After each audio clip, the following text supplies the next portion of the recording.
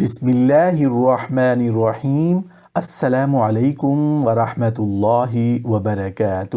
محترم ناظرین و سامعین، شب معراج کے حوالے سے آج کی اس ویڈیو میں ہم 5 چیزوں کو زیر بحث لائیں گے۔ سب سے پہلی چیز، شب معراج کو نبی کریم کو آسمانوں پر لے جایا جانا تھا۔ اس رات نبی کریم حضرت ام ہانی کے گھر سوئے ہوئے تھے تو حضرت جبرائیل علیہ السلام تشریف لائے تو نبی کریم کو نیند سے کیسے بیدار کیا، وہ منظر کیسا تھا؟ حضرت جبرائیل علیہ السلام نے نبی کریم کو کیا بتایا کہ آپ کو کہاں لے جایا جا رہا ہے؟ دوسری چیز، جب براق جانور کو نبی کریم کے سامنے سوار ہونے کے لیے لایا گیا تو نبی کریم اس براق پر کیسے سوار ہوئے، وہ منظر کیسا تھا؟ حضرت جبرائیل علیہ السلام نے نبی کریم کو سوار ہونے میں کیسے رہنمائی فرمائی؟ تیسری چیز، جب نبی کریم اللہ کی بارگاہ میں پہنچے تو براق سے کیسے نیچے اترے اور اللہ سے ملاقات کیسے ہوئی؟ جب نبی کریم نے براق سے اتر کر اپنے قدم مبارک نیچے رکھے تو آپ کو کیا محسوس ہوا؟ نبی کریم نے اللہ کو دیکھا تو آپ پر کیا کیفیت طاری ہوئی؟ چوتھی چیز، جب نبی کریم اللہ سے ملاقات کرنے کے بعد واپس زمین پر پہنچے تو زمین پر کیا معجزہ ہو چکا تھا جو نبی کریم نے خود اپنی آنکھوں سے دیکھا؟ آپ کے بستر پر کیا معجزہ ہوا اور اس پانی کے برتن کے ساتھ کیا معجزہ ہوا جس برتن سے آپ نے وضو کیا تھا؟ اس وقت زمین پر نبی کریم نے کیا محسوس کیا؟ کتنا وقت لگا جو نبی کریم کو آسمانوں تک لے جایا گیا اور واپس زمین پر لایا گیا؟ پانچویں چیز، جو براق جانور نبی کریم کو آسمانوں پر لے گیا تھا، کیا اس کی طرح کے اور جانور بھی تھے؟ کیا براق کی فیملی بھی تھی؟ براق کے ماں باپ، بہن بھائی اور اس طرح کے بہت سارے جانور بھی تھے، تو اس براق کو کیسے سلیکٹ کیا گیا؟ وہ خوش قسمتی اس کو کیسے نصیب ہوئی؟ اس میں کیا حکمتیں ہیں، کیا مصلحت ہیں، اس میں کیا پوشیدہ راز ہے کہ اسی براق جانور کو اس مقصد کے لیے کیوں چنا گیا تھا؟ محترم ناظرین و سامعین، رات کا پرسکون منظر تھا، مکہ کی فضائیں خاموشی میں ڈوبی ہوئی تھی اور اللہ کے محبوب نبی کریم حضرت ام ہانی رضی اللہ تعالی عنہ کے گھر آرام فرما رہے تھے۔ یہ کوئی عام رات نہیں تھی، بلکہ اس رات قدرت کی سب سے عظیم داستان رقم ہونے جا رہی تھی۔ اچانک نورانی روشنی کی ایک لہر فضا میں پھیل گئی اور زمین پر وہ فرشتہ نزول ہوا جو اللہ کے پیغام رسانی کا امین تھا۔ حضرت جبرائیل علیہ السلام اللہ کے حکم سے اس عظیم مشن کے لیے تشریف لائے۔ حضرت جبرائیل علیہ السلام انتہائی نرمی اور محبت سے نبی کریم کے قریب آئے۔ انہوں نے آہستہ سے نبی کریم کے جسم اطہر کو چھوا، جیسے ایک ماں اپنے سوئے ہوئے بچے کو پیار سے جگاتی ہے۔ ان کا انداز ایسا نرم اور پر اثر تھا کہ نبی کریم خواب اور بیداری کی درمیانی حالت میں چلے گئے۔ اس نورانی لمحے میں حضرت جبرائیل علیہ السلام نے عرض کیا، یا رسول اللہ، بیدار ہو جائے، آپ کو اپنے رب کا پیغام پہنچانا ہے۔ آج رات وہ رات ہے جس میں آپ کو بلایا گیا ہے۔ نبی کریم نے آنکھیں کھولی اور حضرت جبرائیل علیہ السلام کے چہرے پر نور کی روشنی کو دیکھا۔ حضرت جبرائیل علیہ السلام نے نہایت ادب سے کہا، آپ کو رب العالمین نے اپنی بارگاہ میں بلایا ہے۔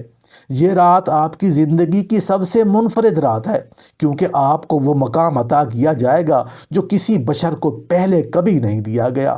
ان کی آواز میں عقیدت اور محبت کی ایسی تاثیر تھی کہ نبی کریم فوراً اٹھ کر بیٹھ گئے۔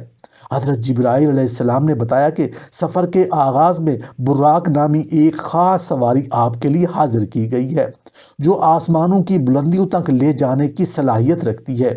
انہوں نے نبی کریم کو یہ بھی بتایا کہ یہ رات محض ایک سفر نہیں بلکہ یہ ایک روحانی معراج ہے جس میں آپ کو اللہ تعالیٰ کے بے مثال نشانات دکھائے جائیں گے۔ آپ کو جنت اور دوزخ اور کائنات کے اسرار کا مشاہدہ کرایا جائے گا اور سب سے بڑھ کر اللہ تعالیٰ سے ملاقات کا شرف عطا کیا جائے گا۔ نبی کریم نے جبرائیل علیہ السلام کی بات سنی اور خاموشی سے تیار ہو گئے۔ اس لمحے میں دنیا کی تمام فکریں اور بوجھ آپ کے دل سے ہٹ گئے اور آپ مکمل طور پر اللہ کی رضا میں مستغرق ہو گئے۔ یہ وہ رات تھی جس کا انتظار آسمانوں کی مخلوق بھی کر رہی تھی اور زمین پر بھی فرشتوں کا نزول ہو چکا تھا۔ اس نورانی لمحے میں نبی کریم نے جبرائیل علیہ السلام کے ساتھ اپنی زندگی کے سب سے عظیم سفر کا آغاز کیا۔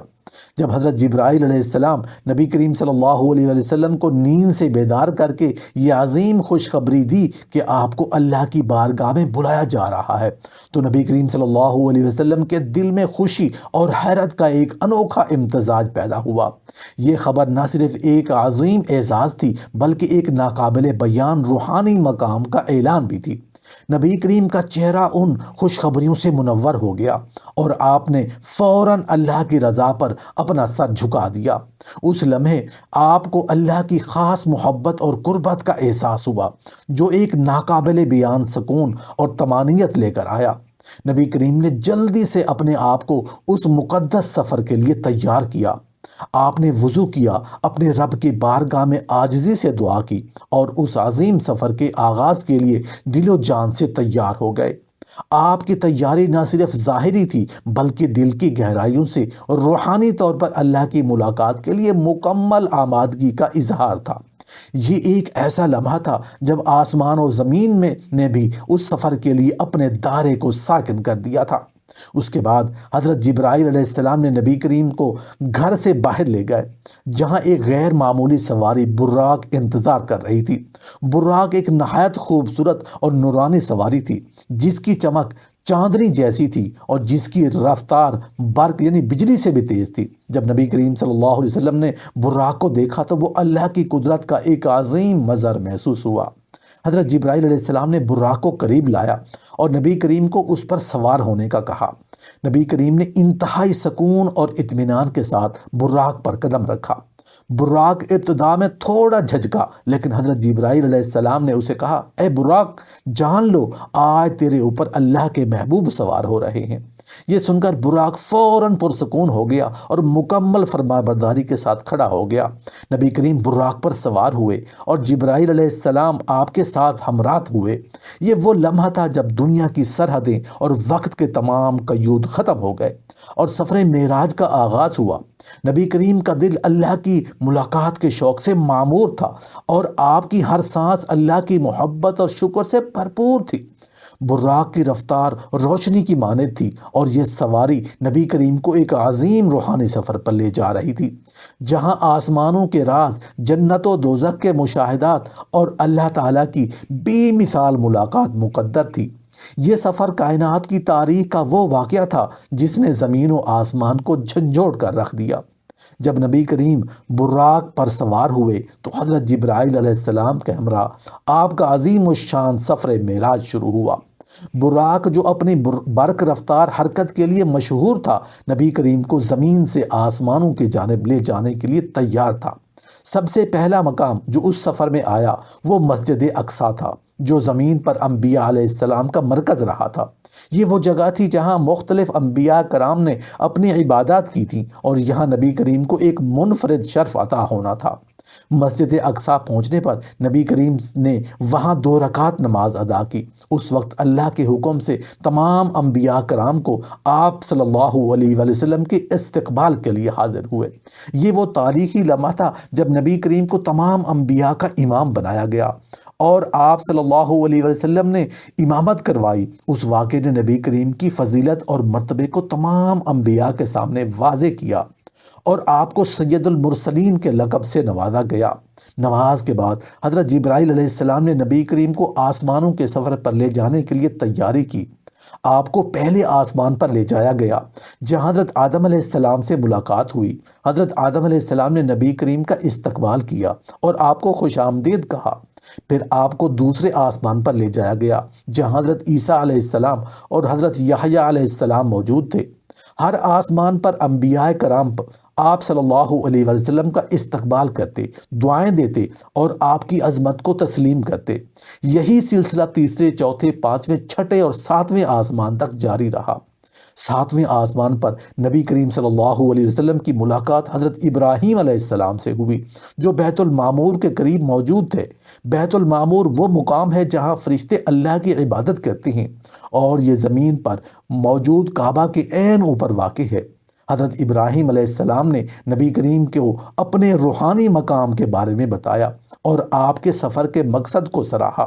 یہاں سے نبی کریم کو سدرۃ المنتہا تک لے جایا گیا، جو کائنات کی سب سے بلند ترین جگہ ہے، اور جہاں حضرت جبرائیل علیہ السلام رک گئے۔ حضرت جبرائیل علیہ السلام نے کہا، یا رسول اللہ، یہاں سے آگے میں نہیں جا سکتا، یہ مقام صرف آپ کے لیے ہے۔ اس کے بعد نبی کریم کو اللہ تعالیٰ کے قریب لے جایا گیا، جہاں آپ نے اپنے رب سے کلام کیا، امت کے لیے تحائف حاصل کیے، جن میں نماز کا تحفہ سب سے اہم تھا، اور اللہ کی بے پناہ رحمت کا مشاہدہ کیا۔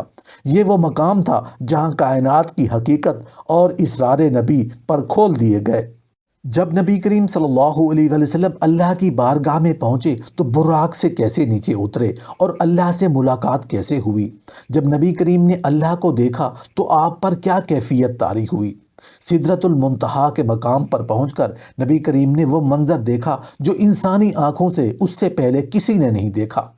حضرت جبرائیل علیہ السلام اس مقام پر رک گئے اور فرمایا، یا رسول اللہ، اس مقام سے آگے میرے لیے جانا ممکن نہیں، یہ وہ حد ہے جہاں سے صرف آپ کو گزرنے کا اعزاز حاصل ہے۔ اس لمحے براق، جو اپنی برق رفتار کے لیے مشہور تھا، نبی کریم کو اللہ کی بارگاہ تک لے جانے کے لیے تیار تھا۔ یہ ایک روحانی سفر کا انتہائی اعلیٰ مرحلہ تھا، جہاں انسانی ذہن بھی تصور کرنے سے قاصر ہے۔ جب نبی کریم اللہ کی بارگاہ میں پہنچے تو براق اپنے احترام اور عاجزی کے اظہار کے لیے تھم گیا۔ نبی کریم نے براق سے اترتے ہوئے انتہائی سکون اور عاجزی کا مظاہرہ کیا۔ آپ نے اپنے دل کو مکمل طور پر اللہ کی رضا کے سپرد کر دیا اور اپنے قدموں کو آہستگی سے اس مقدس مقام پر رکھا جو اللہ کی عظمت اور جلال کا مظہر تھا۔ یہ ایک ایسا لمحہ تھا جہاں زمین و آسمان کا ہر ذرہ جھک گیا اور وقت گویا تھم گیا۔ اللہ کی بارگاہ میں پہنچ کر نبی کریم نے وہ نورانی منظر دیکھا جو الفاظ میں بیان نہیں کیا جا سکتا۔ آپ کی آنکھوں نے اللہ کے جلال کی ایک جھلک دیکھی، اور اس لمحے آپ پرسکون، خوشی اور روحانی سکینت کی کیفیت طاری ہو گئی۔ یہ وہ لمحہ تھا جہاں نبی کریم کو اللہ کی ذات کے قریب ترین لے جایا گیا، اور آپ کو وہ مقام عطا کیا جو کسی مخلوق کو کبھی نہیں دیا گیا۔ اللہ تعالیٰ نے نبی کریم سے محبت اور رحمت کے ساتھ کلام کیا۔ اس مکالمے میں اللہ نے اپنی رحمت اور اپنے دین کے احکامات کو نبی کریم صلی اللہ علیہ وسلم کے سپرد کیا۔ خاص طور پر امت محمدیہ کے لیے نماز کا تحفہ دیا گیا، جو اللہ سے تعلق کا ایک مضبوط ذریعہ ہے۔ نبی کریم نے امت کے لیے رحمت اور آسانی کی دعائیں کی، اور اللہ نے ان دعاؤں کو قبول فرمایا۔ اللہ سے ملاقات کے دوران نبی کریم کے دل میں عاجزی، شکر گزاری اور محبت کی انتہا تھی۔ آپ نے اس ملاقات میں اللہ کی عظمت کا ایسا مشاہدہ کیا کہ آپ کی روح مکمل طور پر اللہ کی رضا میں مستغرق ہو گئی۔ یہ وہ لمحہ تھا جہاں آپ کو دنیا اور آخرت کے راز اور حکمتیں سمجھائی گئیں، اور اللہ نے آپ کو وہ علم عطا کیا جو کسی اور کو نہیں دیا گیا۔ اللہ سے ملاقات کے بعد نبی کریم کی روح پرسکون، دل مطمئن اور جسم پر نور کا ایک خاص اثر ظاہر ہو رہا تھا۔ آپ نے اپنی امت کے لیے بار بار دعائیں کی اور اللہ کی رحمت کو اپنی امت کے لیے طلب کیا۔ اللہ تعالیٰ نے نبی کریم کو یہ یقین دلایا کہ آپ کی امت کے لیے اس کی رحمت وسیع ہے، اور وہ انہیں معاف کرنے والا اور رحم کرنے والا ہے۔ جب نبی کریم اپنی ملاقات ختم کر کے واپس پلٹے تو براق پہلے ہی انتظار کر رہا تھا۔ براق نے نبی کریم کو انتہائی عاجزی سے سوار کیا اور زمین کی طرف واپسی کا سفر شروع کیا۔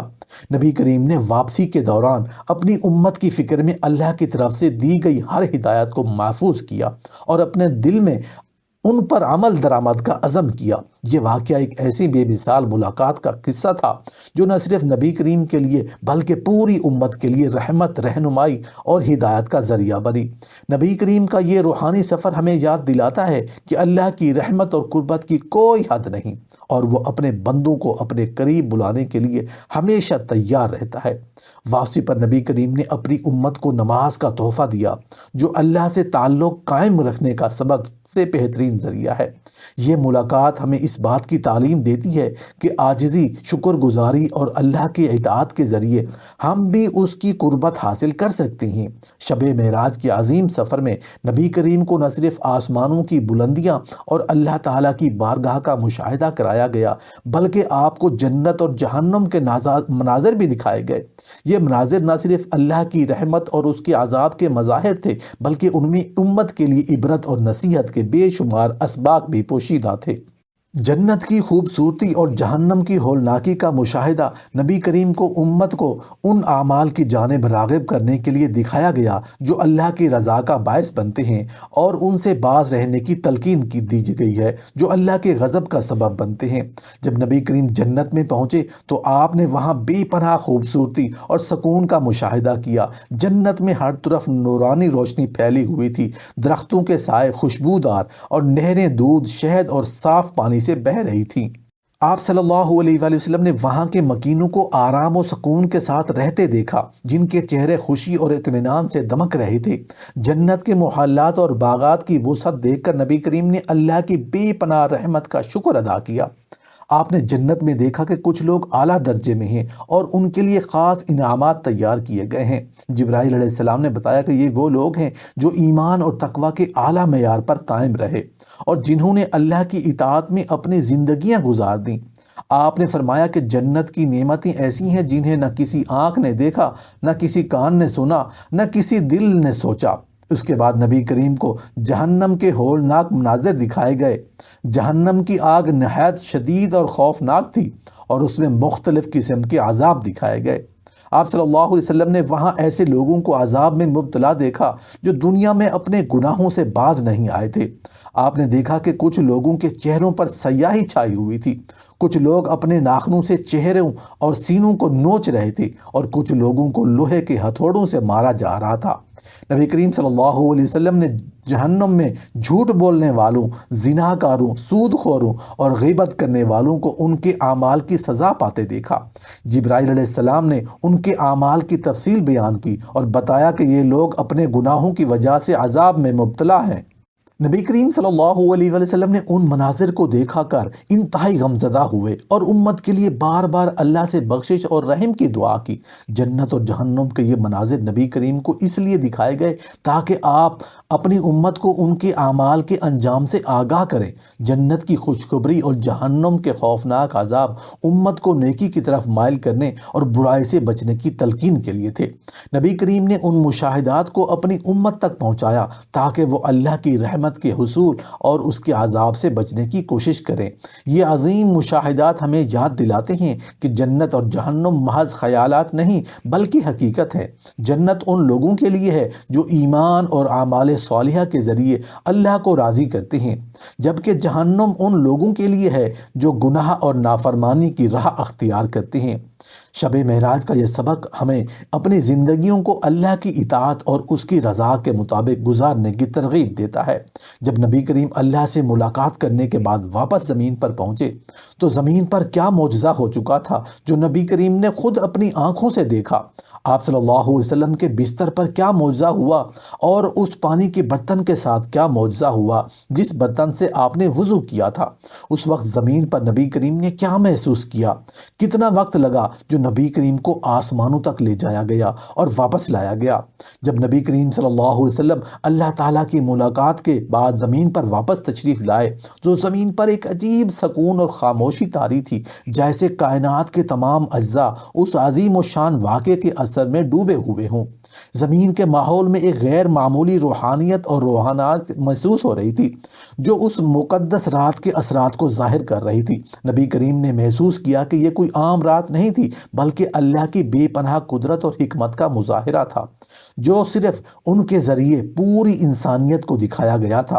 واپسی کے بعد نبی کریم نے محسوس کیا کہ دنیا اپنی تمام تر وسعتوں کے باوجود بہت چھوٹی اور محدود ہے۔ آسمانوں کے لامحدود سفر اور اللہ کی بارگاہ کی قربت کے بعد دنیا کی حقیقت نبی کریم پر مزید واضح ہو گئی۔ آپ نے اللہ کی قدرت، عظمت اور انسان کی حیثیت کو گہرائی سے سمجھا اور اس حقیقت کو اپنی امت تک پہنچانے کی ذمہ داری کو مزید شدت سے محسوس کیا۔ آپ کے دل میں امت کی فکر مزید بڑھ گئی کہ وہ انہیں کیسے جنت کی نعمتوں کی طرف بلائیں اور جہنم کی ہولناکیوں سے بچائیں۔ شب معراج کا مکمل سفر جو زمین سے آسمانوں کی انتہاؤں تک اور پھر واپسی تک جاری رہا، اللہ کی قدرت سے ایک مختصر وقت میں مکمل ہوا۔ احادیث اور روایات کے مطابق نبی کریم کے اس سفر میں وقت اتنا کم لگا کہ جب آپ واپس پہنچے تو بستر ابھی گرم تھا اور پانی جو آپ صلی اللہ علیہ وسلم نے وضو کے لیے استعمال کیا تھا وہ ابھی بہہ رہا تھا۔ یہ اس بات کا ثبوت ہے کہ اللہ نے اس سفر کو وقت اور فاصلے کی تمام حدود سے آغاز کر دیا تھا جو انسانی عقل کے لیے ناقابل تصور ہے۔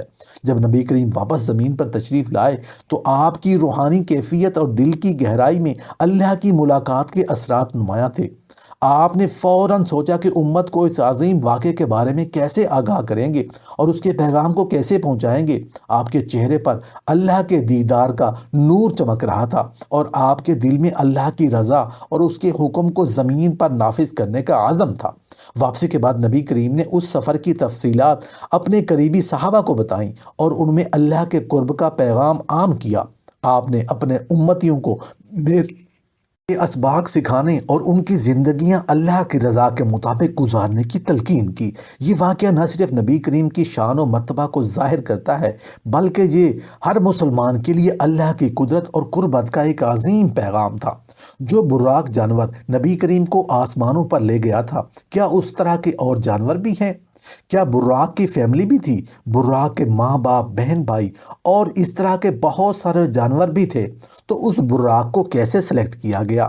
وہ خوش قسمتی اس کو کیسے نصیب ہوئی؟ اس میں کیا حکمتیں ہیں، کیا مصلحت ہیں، اس میں کیا پوشیدہ راز ہیں کہ اسی براق جانور کو اس مقصد کے لیے کیوں چنا گیا تھا؟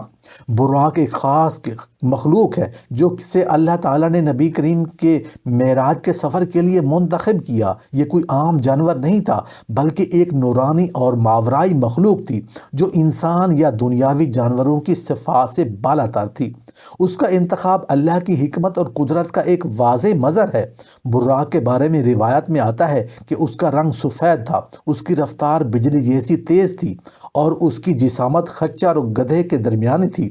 یہ اپنی نوعیت کا واحد مخلوق تھا جسے نبی کریم کے معجزاتی سفر کے لیے تخلیق کیا گیا۔ براق کے بارے میں یہ سوال کہ آیا اس کی فیملی یا اس کے رشتہ دار تھے، احادیث یا اسلامی روایت میں اس حوالے سے کوئی واضح ذکر نہیں ملتا۔ یہ اس بات کا اشارہ دیتا ہے کہ براق کو ایک خاص مقصد کے تحت تخلیق کیا گیا تھا اور اس کا تعلق عام مخلوقات کے سلسلے سے نہیں تھا۔ یہ ایک منفرد مخلوق تھی جس کا مقصد نبی کریم کو معراج کے عظیم سفر پر لے جانا تھا۔ براق کی تخلیق اور انتخاب میں اللہ کی حکمت پوشیدہ ہے اور اس کا ہر پہلو اللہ کی قدرت کا آئینہ دار ہے۔ براق کی خوش قسمتی یہ تھی کہ اسے نبی کریم کی خدمت کے لیے چنا گیا۔ اس عظیم شرف کا حاصل ہونا اس کی انفرادیت کو ظاہر کرتا ہے۔ براق کی یہ سعادت اس کی بات کا ثبوت ہے کہ اللہ تعالیٰ نے اسے اپنے خاص حکمت سے تخلیق کیا اور اسے نبی کریم کے لیے تیار کیا۔ اس میں اللہ تعالیٰ کی عظمت اور نبی کریم کی شان و مرتبہ کی نشاندہی ہوتی ہے کہ اس کے لیے نہایت خاص اور منفرد مخلوق کا انتظام کیا گیا۔ براق کے انتخاب میں کئی حکمتیں پوشیدہ ہیں۔ پہلی حکمت یہ ہے کہ یہ ایک نورانی مخلوق تھا جو دنیاوی مخلوقات کے قوانین سے آزاد تھا اور معراج جیسے عظیم الشان سفر کو انجام دینے کی مکمل صلاحیت رکھتا تھا۔ دوسری حکمت یہ ہے کہ اس کی رفتار بجلی جیسی تیز تھی جو معراج کے مختصر وقت میں طویل فاصلے طے کرنے کے لیے ضروری تھی۔ تیسری حکمت یہ تھی کہ براق کو نبی کریم کے لیے خاص طور پر منتخب کر کے اللہ تعالیٰ نے اپنی مخلوق میں سب سے بہترین اور منفرد کو اپنے محبوب کے لیے چنا۔ براق کا ذکر اور اس کی خصوصیات ہمیں یہ سبق دیتے ہیں کہ اللہ کی قدرت اور حکمت لامحدود ہے۔ یہ واقعہ اس بات کی یاد دہانی ہے کہ اللہ تعالیٰ اپنی مرضی سے کسی کو بھی عزت اور شرف عطا کر سکتا ہے اور ہر چیز اس کی حکمت کے مطابق ہوتی ہے۔ براق کا انتخاب نبی کریم کے مرتبے اور معراج کی عظمت کو مزید واضح کرتا ہے اور یہ ظاہر کرتا ہے کہ اللہ تعالیٰ اپنی مخلوق میں سے بہترین کو اپنے خاص منصوبوں کے لیے چنتا ہے۔